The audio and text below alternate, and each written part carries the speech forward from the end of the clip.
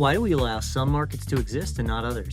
And who benefits and who suffers when we restrict transactions? My guest today is Al Roth, Nobel laureate and professor of economics at Stanford. Al has spent his career thinking about how markets are designed, why some of them fail, and why societies draw different moral boundaries. His new book, Moral Economics, is excellent and so thought-provoking. In this conversation, we get into repugnant transactions, paternalism, and the difference between coercion and exploitation. I think you'll come away thinking deeper about markets and morality. Hope you enjoy. Welcome to the Economics of Work. I'm so excited to welcome Al Roth, Nobel laureate, professor at Stanford, author of two fantastic books, Who Gets What and Why, which is like a personal favorite about matching markets, and more recently, Moral Economics. I got a copy right here. Excellent book. Al, welcome to the show. Hi. I want to start with just like the morality that you present. So there's this line in the book, which I thought was really interesting. Right in the beginning, you said, this is not a book about moral absolutes. It's a book about moral economics. And it got me thinking, is there a presumption in that economics, which takes very seriously the idea of trade-offs, that like there are trade-offs in moral philosophy, or there should be trade-offs in moral philosophy? Is morality about trade-offs? Should it be about trade-offs? How do you think about that? Well, I think a lot of the discussion of morality, and I'm not a moral philosopher. I'm just an economist. Well, you wrote a book about moral philosophy, so maybe Right you there. are. Yeah. A lot of the discussion of morality is in absolutes. We don't like things, and so maybe we should put people in jail who do those things, and that will control them in some way that will be good for society as well as feel morally right. And one of the things I talk about in the book is, why is it so easy to buy drugs and so hard to hire a hitman? Because our feeling about both drugs and contract killing are sort of the same. If we catch you peddling them, we put you in jail for a long time. But we've been successful pretty much at eliminating contract killing. That is so rare in the United States that it doesn't even make it into the national crime statistics. But we've got plenty of heroin and fentanyl and other dangerous addictive drugs. So I'm perfectly prepared to consider that moral questions don't have to be judged consequentially, but I don't think we can make policies in a moral way if we don't at least consider their consequences. And one of the consequences of our policy on drugs is that there are a lot of drugs, a lot of drug overdose deaths, a lot of people in prison. Maybe that's not the way we want to work it. Maybe with something as dangerous as heroin, we don't want to turn it over to criminals to run the market. So do you think in establishing this mentality of trade-offs and empiricism as we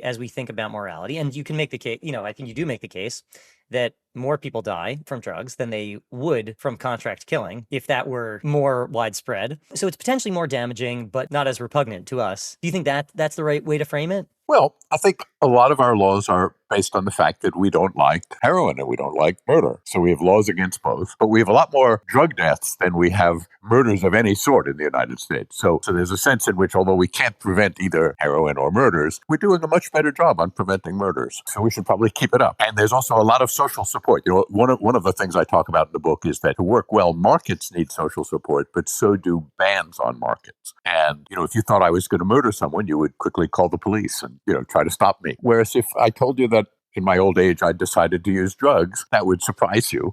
It wouldn't cause you to call the police. Right. So, I want to talk about repugnance. That's the main theme of the book. Yeah. How would you define the idea of repugnance and repugnant transactions? Okay, so the way I define it in the book is I say a transaction is repugnant if some people want to engage in it and other people think they shouldn't be allowed to, even though there are no easily measurable harms to those other people, and their objections are mostly on moral or religious grounds. Okay, so can we, just to flesh out this idea, can we play a game, repugnant or not repugnant?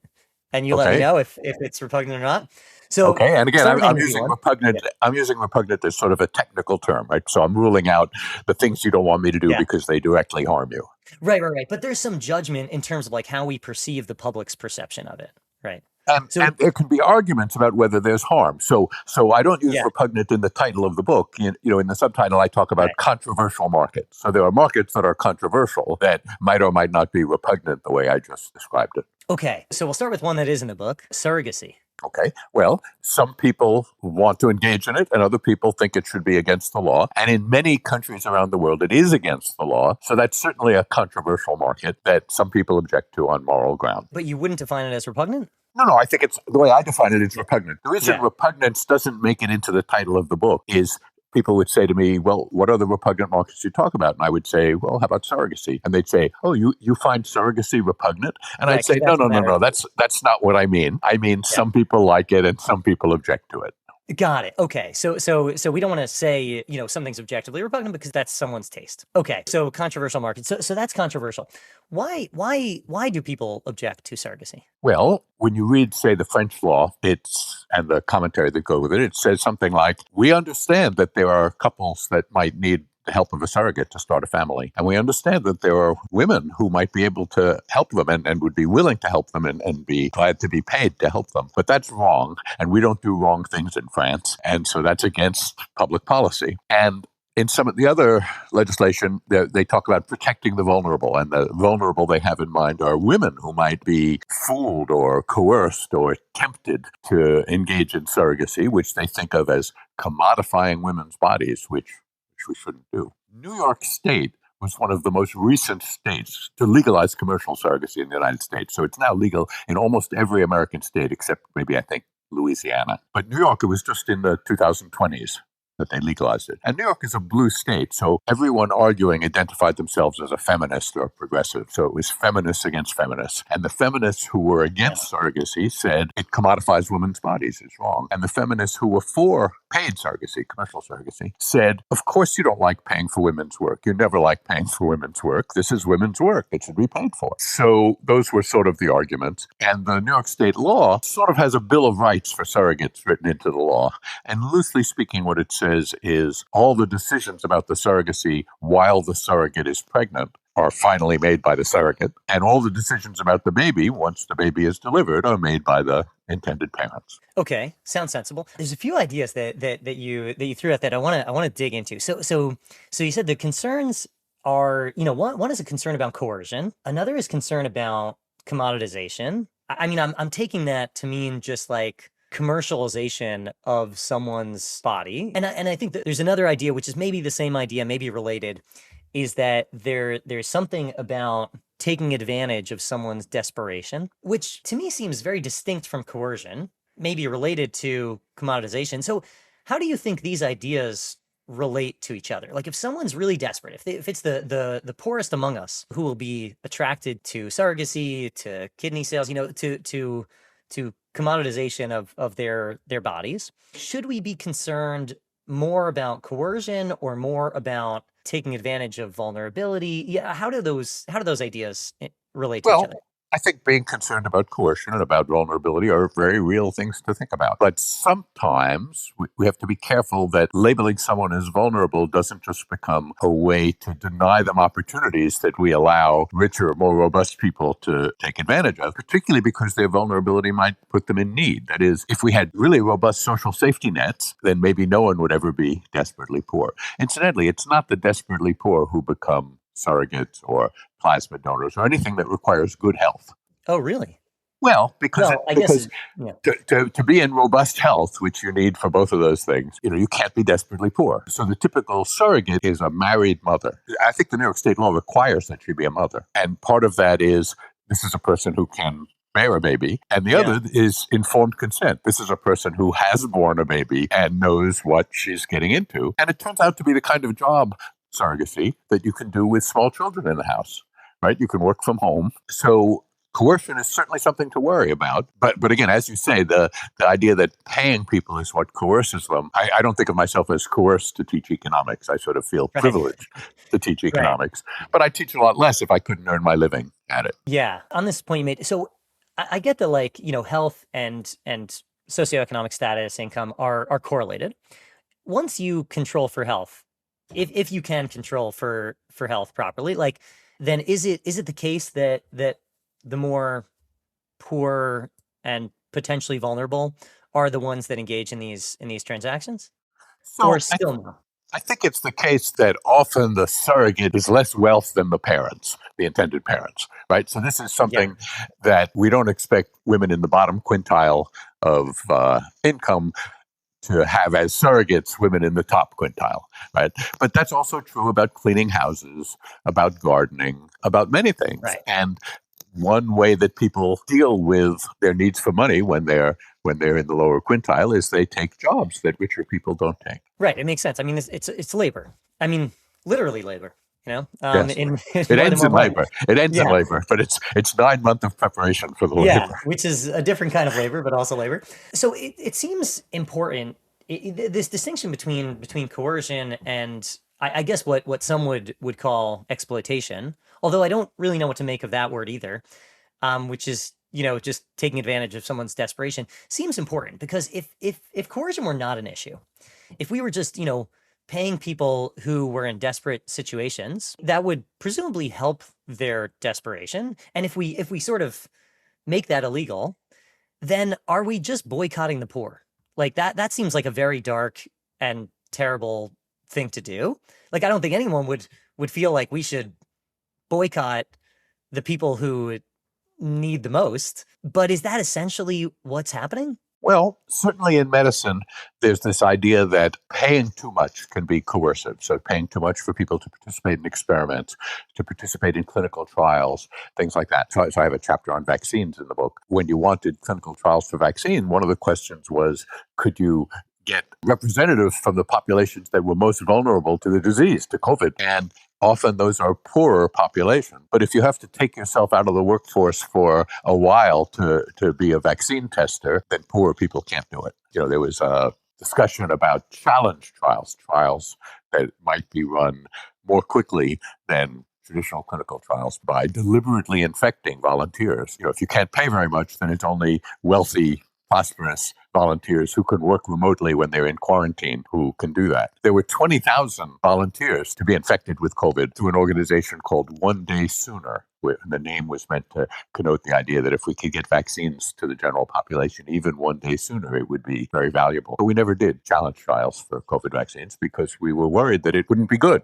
It would be somehow morally offensive. Or maybe because we worried that pharma companies would be assuming legal liability that they didn't do if they instead had clinical trials of 40,000 people. Ah, interesting. So do you think there's, I mean, just to get a little conspiratorial, are there are there vested interests that are advocating for keeping things illegal? Like in this case, are the pharmaceutical companies interested in limiting these trials, to protect their liability? Yeah, Is that I'm is that a happy. I'm factor? happy to engage in conspiratorial thinking, but I Yeah, don't. yeah, I can't. I can't see how the pharma companies wouldn't want to have more efficient clinical trials. So, yeah. uh, but on the other hand, they're subject to suit. So if they run the clinical trial in a way that doesn't have lots of social support, then they might be liable in various ways. The idea that you would deliberately infect people with something, that's an act of commission, not of omission. So when you run a Right. standard clinical trial, you find a place where there's a hot spot, where there's lots of COVID, and you enroll 40,000 people and you give 20,000 of them a vaccine, and the other 20,000 you give a placebo, and then you just wait. And in the ordinary course of a day, most people don't get exposed to COVID. So even in a hotspot, even in a pandemic. So you have to wait. And after a while, you see that the people in the placebo got more COVID than the people in the vaccine treatment. And that means the vaccine is successful. But it takes time. Just to get even deeper on this sort of coercion versus like exploitation idea, blood diamonds, buying diamonds from conflict areas seems to be recognized as like something we don't want to do because when people are enslaved, like that is, we don't want to incentivize that. What about buying from sweatshops? Is that morally distinct? I think this comes back to your question of are we protecting vulnerable people or not? So Yeah, I think soccer balls at some point were mostly sewn by child laborers in Pakistan, things like that. So yeah, so when you're kicking a fancy soccer ball in your expensive shoes that were also maybe made someplace in the third world by poor laborers, yeah. would you be doing them a favor if instead those things were made at a highly automated factory in Taiwan where only a small handful of highly paid engineers did all the work instead of these children from poor families in South Asia? And it certainly wouldn't immediately help the children in South Asia who were laid off from these jobs. But of course, we have child labor laws in the US because we think in the long term that makes more children go to school and is somehow good for children to not have their impoverished families have to take them out of school to sew soccer balls. So there are long and short-term effects. And this isn't something in my book, so I'm speaking, beyond Yeah, my yeah. ready expertise. But you have to think about that. Are you doing a favor? One thing I do talk about, which we've touched on already, is surrogacy. And the idea of banning surrogacy in many places is protecting the vulnerable, who they identify as the women who might be surrogates, and we're protecting them from themselves in a paternalistic way. And we can talk about paternalism. I'm not entirely against Yeah. paternalism. But of course, if you ban surrogacy and the ban doesn't work pretty well, then there are going to be babies. And there's no one more vulnerable than a newborn baby. And so you had the story of German couples and French couples and Spanish couples who came to California to have a baby, where you can have your names on the birth certificate as the parents on the California birth certificate. But then there were barriers to bringing their children back to France, to Spain, to Germany. And so, the constitutional courts made these laws against surrogacy, but the family courts are tasked with the job of deciding with whom should this baby go home. The obvious answer is she should go home with her parents. So the family courts opened up avenues for surrogate parents to adopt their children who were born by surrogates in California, for instance. So one theme of the book is bans need social support too. If people are trying to circumvent your ban, there may be lots of ways to do it. When it's legal in California, it's hard to stop French couples from having surrogate children. And when it's not legal, then they have to go to black markets run by criminals. So do you think there is, you spoke about this a little bit before the show, but do you think there is a lot of arbitrage by moving, by doing operations between countries, or like, do people, whether it's legal or not, do people try to circumvent their local rules and regulations by traveling somewhere else? I think they often do. Remember, so my working definition of a repugnant transaction is a transaction that some people want and other people don't want them to get. So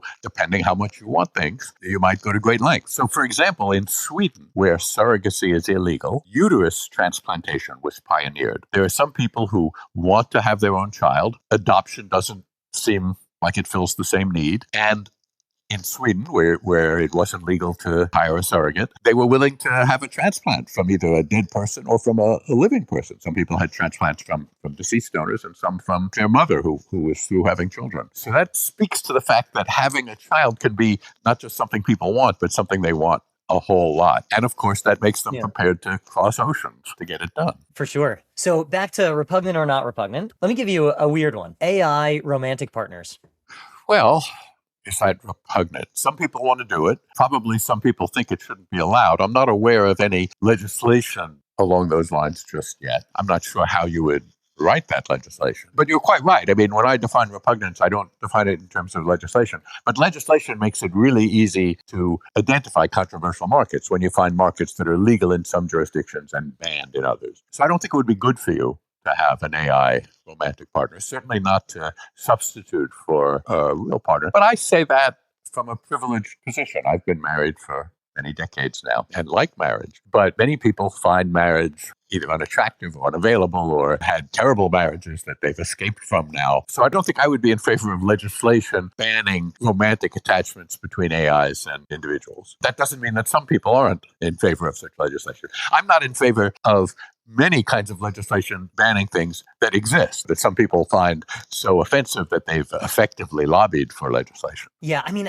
I would think that if this were to be legislated away, somehow, if it were possible, it would be from a place of paternalism and less of a place of protecting the vulnerable. Although those are related. You think so? I think paternalism is we think it might be bad for you, and so maybe we should stop you from doing it. Well, yeah, I guess like I would think of paternalism as protecting people who we think have poor judgment. Let's think of paternalism as regards children. If you have children and you don't protect them from their poor judgment, you might be guilty of neglect. You're supposed to make sure they get enough sleep and enough food, of the right kind of food, so that they won't always be short. And that's your job as a parent. Behavioral and experimental economics suggests that even those of us former children who've had enough birthdays to be legal adults might not always be the best judge of what's in our interest. So there's been talk about maybe we shouldn't allow fast food restaurants to sell us soda in huge buckets. Right, I remember that. Not that you can't go back and fill up your little bucket again, but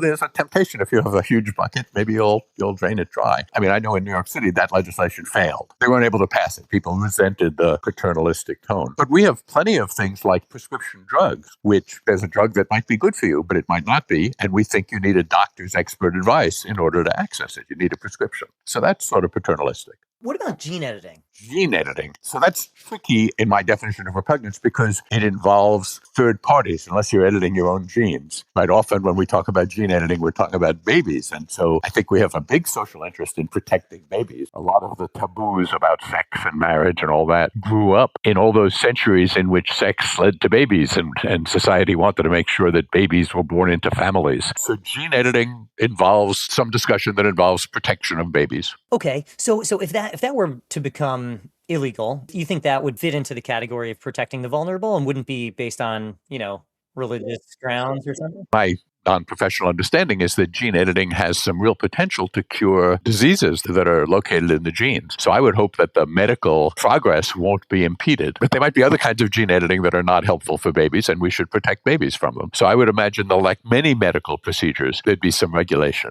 There's regulation of transplant centers. There's regulation of drug companies. They have to go through clinical trials. I would think that the gene editing is that kind of medical procedure. Yeah, that makes sense. I mean, what if someone comes into it with the, not thinking about vulnerability, but just coming into it thinking about, I don't think humans should play God, let's say.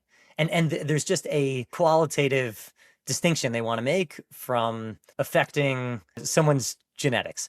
Do you think that would fall into the same category if that were their reasoning? We now have sperm donation and egg donation and in vitro fertilization. So people already think a lot about genes. If you needed an egg donor, you might care what her medical history was, what she looked like, what her genetic makeup was. And some people find that offensive, but I have a co-author now named Kim Kravick, who's a law professor at the University of Virginia and who writes about things like this. She calls them taboo trades. And she has a great quote. She says, people have been thinking about genes of egg donors and sperm donors for a long time. We call it dating.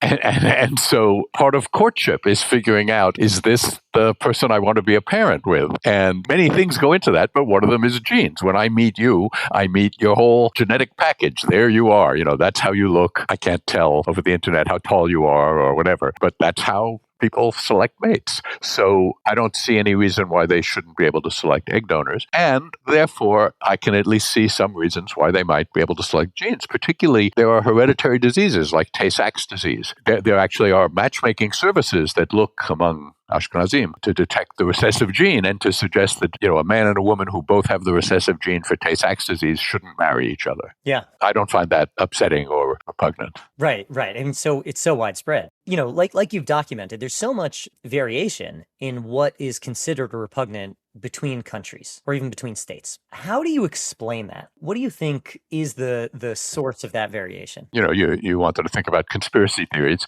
One thing to investigate, which I did with my colleague Stephanie Wong, was we did public opinion surveys of prostitution, surrogacy, and kidney exchange in countries where those things are legal and where they're illegal. And what we found is surrogacy and kidney exchange get lots of approval, both where they're legal and where they're illegal. It's not that surrogacy is illegal in Spain because Spanish people hate it. On the contrary. And by the same token, prostitution got at most middling support, even in places where it's legal. That is, prostitution is something that a lot of the general public finds problematic, even where it's legal. So that's one hypothesis. You'd say things are illegal where people hate them, and they're legal where people don't hate them. And I think that's false. Okay. So I think we're mostly talking about more elite forms of lawmaking and directly translating popular opinion. And in some sense, it's easier if you think something's really wrong. If you hate surrogacy, you can maybe have a political campaign on it that will attract people to vote for you who also hate surrogacy. But people who approve of surrogacy don't approve of it with the same ferocity that the people who hate it. So if you want to attract their votes, you probably have to think more about many other things. And therefore, it might be that minority opinions that are very strong can get legislated. Where do these minority advocates really come from? Are they from religious groups or companies or? Some of them are from religious groups. Some are from professional groups of various sorts. For instance, I have a chapter on medical aid in dying, and medical aid in dying is something that divides doctors and has for millennia. The Hippocratic Oath has, from Hippocrates, he had his students swear not to provide medical aid in dying, very explicitly. So it must have been demanded of doctors even then, and Hippocrates didn't think that his student doctors should be supplying it. But other doctors are prepared. That is, they see themselves as tending to the sick and alleviating suffering. And now that medicine has allowed agonizing deaths sometimes to be much more extended, the medical profession is divided, even in places in the U.S., say, where medical aid in dying is legal. And it's legal in 12 or 13 American states now. Not every doctor is obliged to treat people who want aid in dying. So that's something that doctors are divided about, as well as the general public. Have there been strong cases for reversing transactions that are illegal? I mean, it sounds like, the general public's at a disadvantage because they don't have the same veracity of intent, but there are weakening coalitions all the time. How do these things get reversed if they do? Well, let's talk about abortion, okay? Okay. So first, abortion was illegal in the United States. There was a black market and there was an overseas market, but not until the 1970s did the Supreme Court decide in the case of Roe v. Wade that American women had the right to terminate a pregnancy under some circumstances. I mean, early enough. And so that was the law of the land for 50 years until quite recently, the Dobbs decision overturned Roe v. Wade and sent back to the states the decision whether women could have an abortion. Now, Justice Thomas, in his concurring decision to the Dobbs decision overturning Roe v. Wade, said we should also correct the mistake that was made about same-sex marriage, about consensual sex between adults, and about contraception. All three of those, the Supreme Court had ruled that bans against them were unconstitutional, and Justice Thomas thinks that we should reverse those decisions. So things that look like they'd been settled for a long time, like the abortion decision, can come back and haunt us. And in the other direction, before the year 2000, I don't think there was formalized legal same-sex marriage anywhere in the world. And now it's in lots of places. I was just in Taiwan. They have same-sex marriage there. And it's legal in every state of the United States since 2015 court decision. A long, difficult battle preceded that. So there was a case of a largely banned transaction that is now, at least in the United States, not banned. So the arrow of time works in both directions. Some things that are banned become unbanned, some things that were not banned become banned, and social attitudes change too. I mean, slavery, we used to have markets for slaves in the United States, and we don't do that anymore. And of course, slavery might not be a transaction that two people want to engage in, but indentured servitude was. That was one of the ways you bought your passage across the Atlantic Ocean. You signed articles of indenture, and when your ship landed in Boston Harbor, you were auctioned off to the highest bidder for 5 years unconditional labor. So do you think that it sounds like, we can reject the idea that public sentiment explains the cross-sectional variation in what's illegal, but do you think it could be a strong predictor over time within a certain place? Yes. I mean, there's a correlation, and I don't know the direction of causation. So in the United States, we saw bans on unnatural sex, unnatural acts, by and large ruled unconstitutional in the 1960s. That led, I think, Americans to become more aware that there was homosexuality in the population, that we had neighbors and friends and colleagues, some of whom who might have been in long-term relationships with a member of the same sex. And I think that is correlated with the fact that over time, same-sex marriage came not to seem like such a terrible foreign thing. As you started to know people who are in same-sex marriages, you say, they're married. So those are related. When same-sex sex stopped being a crime, it became easier to identify as gay, and that maybe made social opprobrium less. But I don't have a good mechanical model of how social norms change. They definitely change. In our lifetime, when we talk about marriage and same-sex marriage, that was a ban of millennia. Basically, marriage was organized around the idea of men and women having babies. And that's our idea of marriage has changed. So those things can happen. Think about smoking. Smoking has negative externalities. It was the negative externalities, I think, that turned a lot of people against smoking. Secondhand smoke and being in an airplane that, was hazy. You couldn't tell if it was on fire or not. But that's a big change, too. It used to be that half of Americans smoked, and now it's about 10%. Incidentally, the health effects are still dramatic. Tobacco kills a lot more people than heroin or alcohol. Oh, is that right? Yeah. Wow. Well, you have to do the all-cause mortality statistics because tobacco kills people through cancers and cardio disease and things like that. Right. So let me ask you, I think I know the answer to this, but let me ask you anyway. Is there anything that you personally find repugnant that is in the minority? So that's a good question. Like many economists, I'm probably more permissive than the general population. I sort of think that if people want to do things that doesn't hurt anyone else, then there's a presumption that maybe they should be allowed to. Now, I don't think children should be allowed to play in the street. That's dangerous, and children aren't good judges of that. So I'm all in favor of paternalism. If your kids are playing in the street, maybe you shouldn't be taking care of them. Maybe the state should put them in some foster care or something, which is terrible stuff, but you can't let your children play on the freeway. You have to keep them in clothes in the winter and things like that. But of course, that's a tough decision to make, to take a child away from a family. I mean, that's a wrenching decision, and the processes by which we do it don't necessarily work smoothly. But are there things that I don't like? Well, I don't like bans on academic freedom. Right. And it might be that those are getting more popular. They're certainly more popular in Washington and in various state houses than they once were. Yeah. But I think that being able to think and write and speak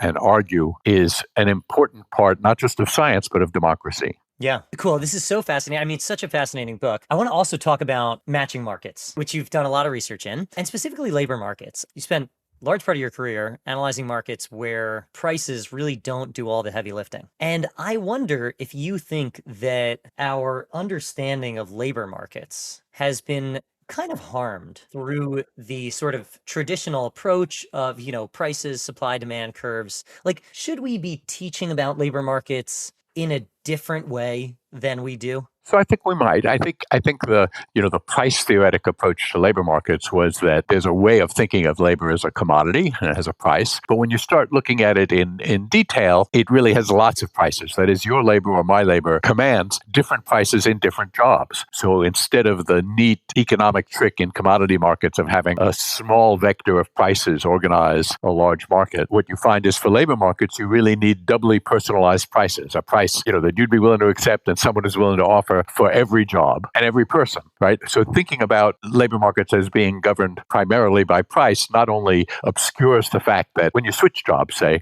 the first question people ask you isn't, what's your salary? It's, who do you work for? What's the job? So I think many markets are not commodity markets, but they're matching markets where you care about relationships that are formed in the market. And that's a really essential difference of labor markets and commodity markets. When we hire a new professor at Stanford, we don't just lower the wage until someone wants to come and teach our classes. We make specific offers to specific individuals, and they might accept our job, because Stanford's a nice place. They might accept our job at a lower wage than someone else is willing to offer them, say in Silicon Valley, because they prefer the work. So it's convenient for some analytic purposes to think about labor markets as if they were commodity markets ruled by price, but that conceals a lot of what goes on. Yeah. Just a quick question on that point. If Stanford did lower the price until they could find someone, above a certain threshold to teach, and let's say that market clearing price were negative, would that be seen as a repugnant transaction by some? So it might. There are labor markets that have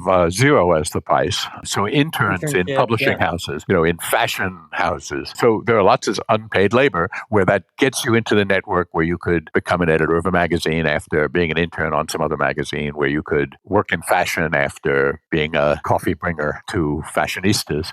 There are some objections to that, which is that unpaid internships only pretty prosperous kids can take, right? If you need to work construction in the summers putting yourself through college, then you can't go into publishing very easily if the only entry into publishing is interns. So there are some efforts to say that interns have to be paid, not just to be nice to the existing interns, but to open up the possibility of those entry-level positions to people who have to be paid because they need the money. So there's certainly some controversy about those markets. You've designed labor markets with economists, with doctors, where you've essentially, I think, made something like a clearinghouse for transactions, for firms and workers to transact. Do you think if you had, if you were ruler of the world, could that be done in labor markets all over the world? Full stop. So it's tricky. The special thing about doctors, one of many special things about doctors, is that in order to practice medicine in the United States, you need to do a residency. So everyone who graduates from medical school, the vast majority, the ones who want to practice medicine, they need a residency. So on July 1st,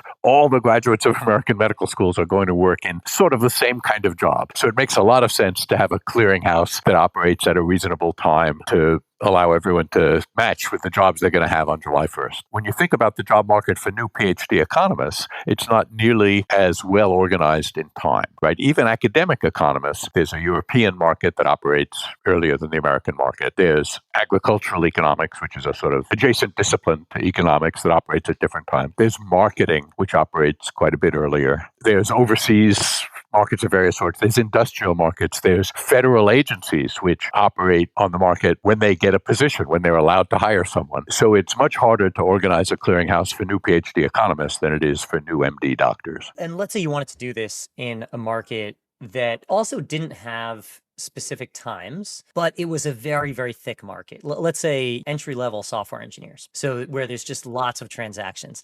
And, it happens all throughout the year, but do you think it could be possible to have some clearing that happens on some interval, every month or every week or something? So it might. I don't know enough about the details of how that market works. I should ask you. Certainly sites like LinkedIn changed the way lateral movement in the labor market worked, right? Because there was a time where corporations felt that your skills, right? I'm a giant corporation and you work for me and you're a middle level engineer. You're an engineer level 7. And what you do in my corporation is sort of a secret. It's our corporate intellectual secret because we don't want headhunters calling you up and asking for your specific expertise. But of course, that's our corporate interest, but it's not your personal interest. If you've just produced a great product along with a team, you would be glad to have it known that you had helped produce this great product so that another company that wanted to produce a similar product could try to hire you away from us. And LinkedIn lets you do that. It allowed you to get under that corporate firewall and say, I work on XYZ and I enjoy it. And I've been a team leader for 4 years now. Hire me if you can. Yeah, it seems like from LinkedIn, everyone's able to broadcast their own credentials, their own signal, and send signals about their employability into the market. Now it seems like we're in a tricky time where candidates can flood the market with signals, and there are AI tools where they can apply to 1,000 jobs in a minute, and it's all very tailored and writes the perfect cover letter, and the signal of interest is so meaningless right now. Right. How do we get around it? Where does that end? Okay, so we've done some design in the market for new PhD economists about that. And this is not AI, although AI is accelerating it, but this is just the internet and word processing. The cost of making applications went way down, much faster than the cost of evaluating applications went down. So jobs, including academic jobs for assistant professors of economics, get hundreds of applications for each position. And that makes it hard to take the application itself as a signal of interest, as it might once have been when it was costly to make applications and difficult and they were very particular. So job applications and cover letters and things like that still have very valuable signals, right? If you're an economist, let's call them spent signals. They're signals of your ability, right? You send me something about your work record, so I should know that you're a top prospect. But what's missing is the signal that you're really interested in working for me, or did you just, once you had your application material set up, decide to send it to 10 more places and I'm one of the 10 more places? So in economics, the American Economic Association now provides a service to job applicants that you can signal through the American Economic Association to up to 2 places that you've applied to, that you have a particular interest in them and that they might not otherwise know about. And the fact that you can only signal to 2 places, so at the right moment in the job market cycle for economists, the American Economic Association sends an email to all the places that anyone has signaled saying, this candidate chose you as one of their 2 signals. So maybe you should interview them. That's because in a congested market, in a market with many applications where you can't interview as many people as applied to you, you have to choose who to interview. You can use a signal to see who's really interested. Do you think that can be extended? If LinkedIn or Indeed or some job platform were to introduce that super like button or whatever it's called, some costly signal, would that work? Or do you think there's too much competition for matches. So I think it would have to be done carefully. Some dating sites have tried to do this, right? So dating sites suffer from congestion. People with nice smiles get more traffic on the dating site than they can easily reply to. But if you have a flower you can send, and it's limited, if you can only send 2 a day,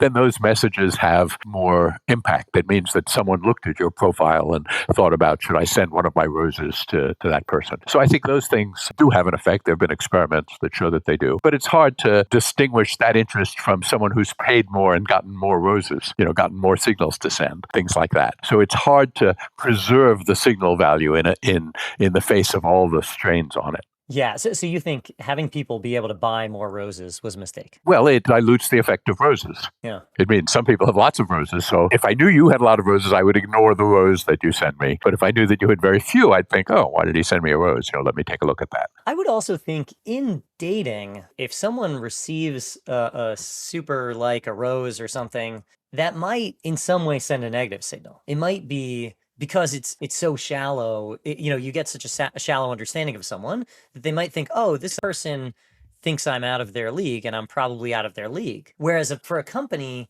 employing, there's a little bit more information. So we have a little bit of that in the job market signaling for economists. Right. So what we advise people is don't signal Harvard or Stanford. They know you're signaling them.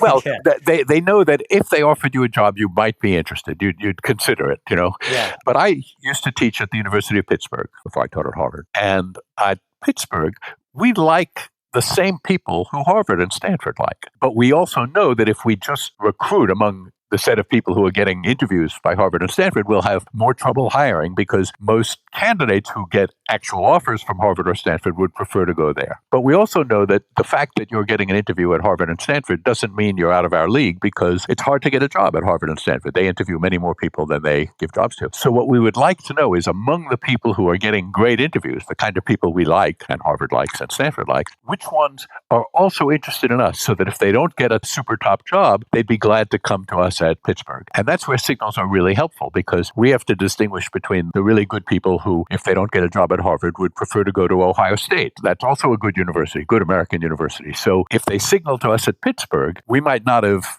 known you were interested in us, but now we know. And so we invite you to an interview. Now, the thing you said was, so sometimes my students at Harvard and Stanford would say, if that's how I'm supposed to signal, can I signal to, and then they name, another top university somewhere. Or will that suggest that I think that they might not know I'm interested, but when in fact they're a great university? Would they think I'm looking down on them and sending a signal that says, I'm pretty good, you might not know I actually have an interest in you? And so they worry about that. And I think what we mostly tell them is there are some universities that get too many signals for it to be useful for them.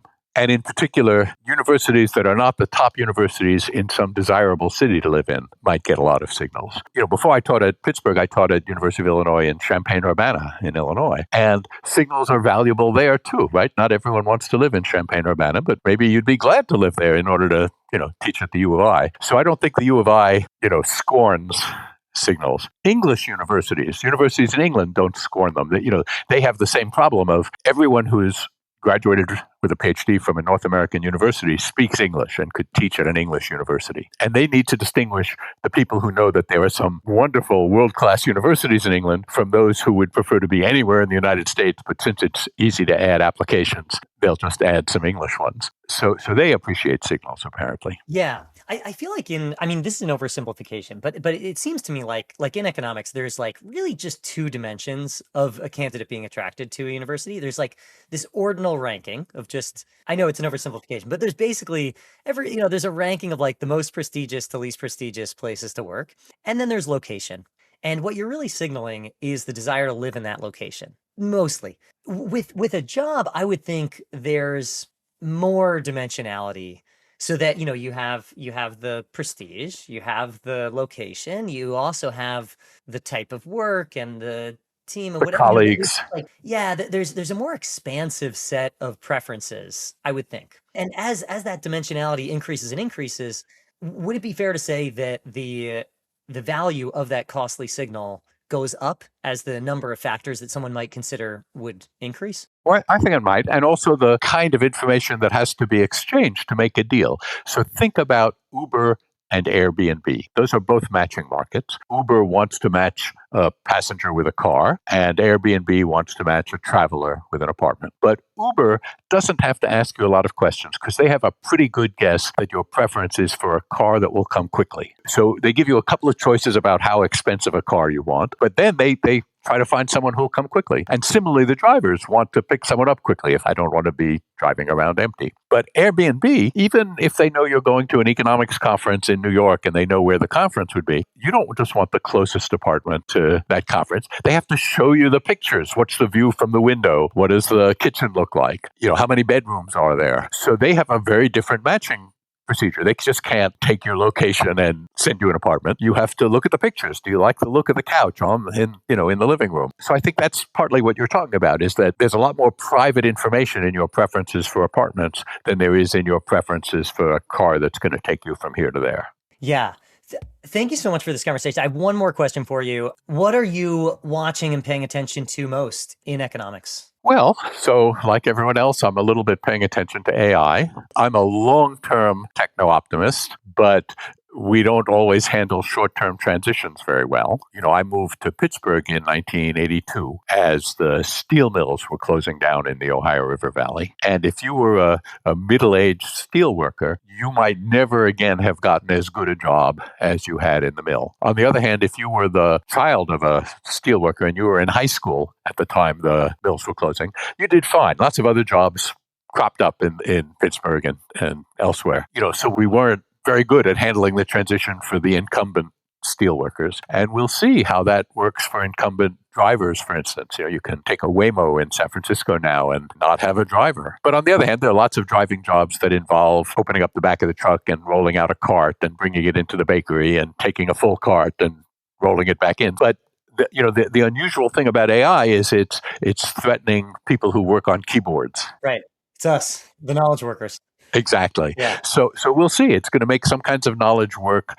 It's going to substitute for some. It's going to complement others. It's going to make a lot of things that are now expensive cheaper. That may increase the demand for those things, and knowledge workers will benefit from that. But it'll also substitute for some knowledge workers. So that's something I'm watching. Okay. Thank you so much for coming on. And again, I want to say the book is excellent. I'd encourage everyone to check it out. Get yourself a copy. So thank you. You're quite welcome. The Economics of Work is brought to you by Revelio Labs, workforce data for research and benchmarking. I'm your host, Ben Zweig. Our producer is Cole Wagner. Thanks for listening.